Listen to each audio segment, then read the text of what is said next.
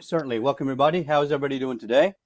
And just want to ask you, what is it that you would like to hear? I have so many different stories that I would love to regale the team with, but um, are we going to stay focused on the freedom that we experience here today because of 250 years of America's celebration? Or you want to hear my story?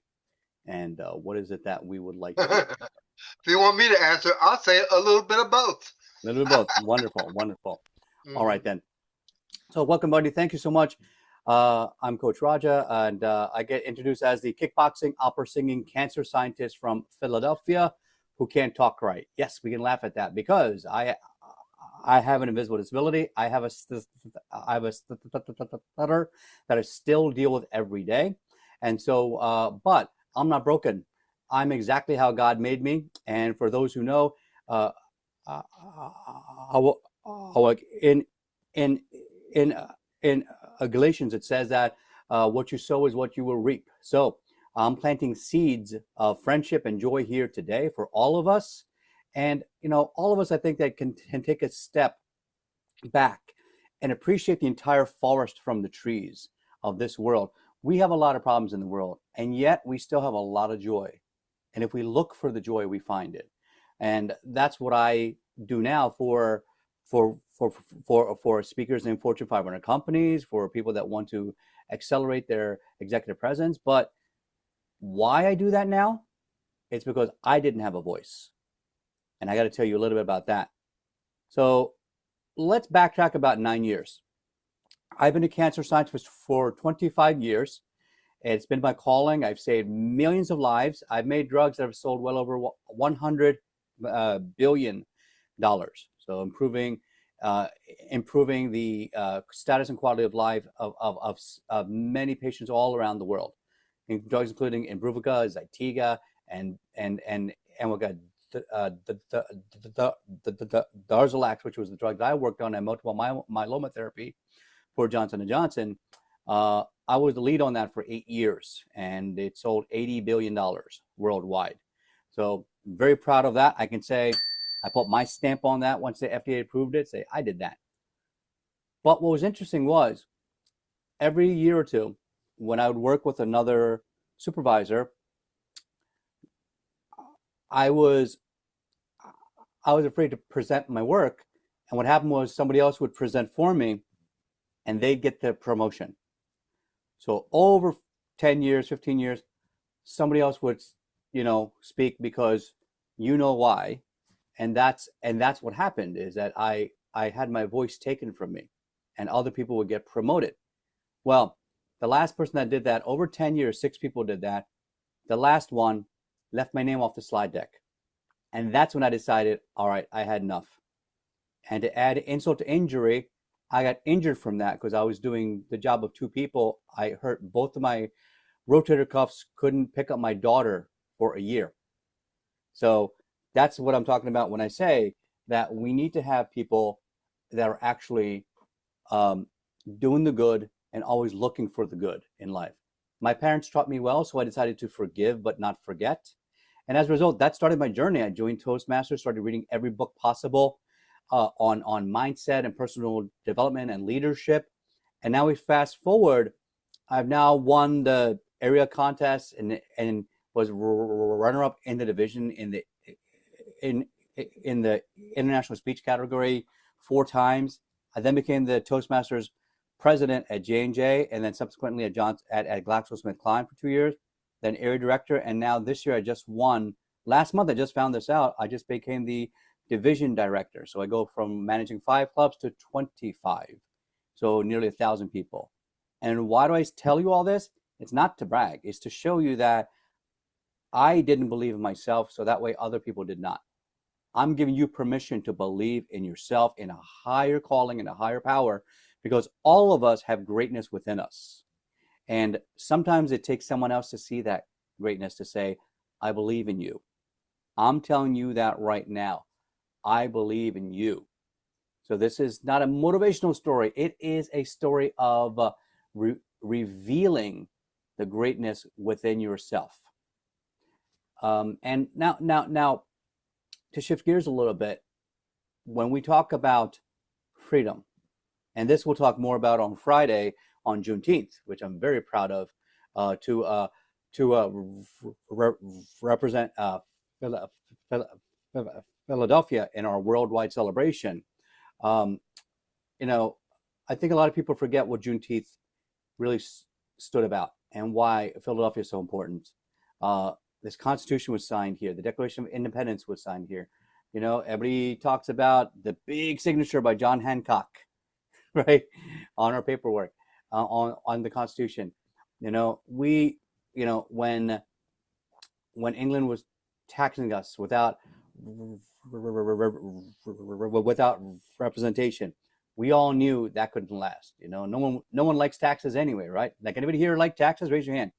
Right? No? Okay. I see a lot of smiles though. Okay. So, and so as a result, once we broke away from England and started forming our own country, the 13 colonies became the United States, and then we expanded even more every single year. Now, with 50 states and 250 years of freedom, I got to ask you, what do you do with that freedom? What do? You can do anything. We are one of the few countries in the world where you can stand up against the government and not get killed for it. You can speak up and be allowed a voice against the opposition. But you also have the responsibility, because I always say that, and this is my high school AP government teacher told us, we really should call it the Bill of Rights and Responsibilities, because you have the rights, but you also have the responsibility to let somebody else have their opinion and their freedom as well, even if you disagree with it. That's what makes this country great. And for all of us that have come from other countries, I was born in India, came here when I was very young, and and sometimes my accent is coming back, and that is not knowing not what is going on, but I can have a little fun with that sometimes. And and so as a result of that, when we talk about what tolerance is, I think tolerance should be really shifted into acceptance, because tolerance means you put up with something. That's not what we do here in America. We accept people, like it says for the Statue of right on the base of the Statue of Liberty. Give me your poor, your tired, your hungry masses, right?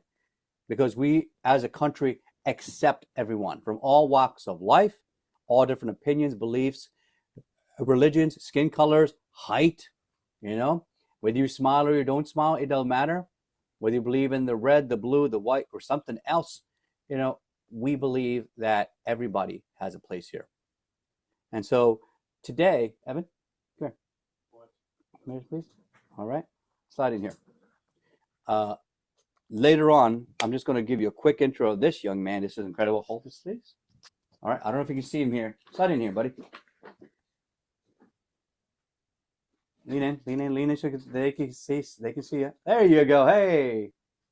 So we'll bring him back at his time slot. But I just want to say I'm so proud of this guy for writing his first book, and we will talk more about that. At age 16, he spent 6 years writing it. Now he's a published author with a best-selling at age 16. You published at age 16, right? So, all right, we'll bring you back. Go over there now. Go back. I love this guy. He's taller than me now. He can probably bench press me now. So, one thing I would like to ask all of you is this.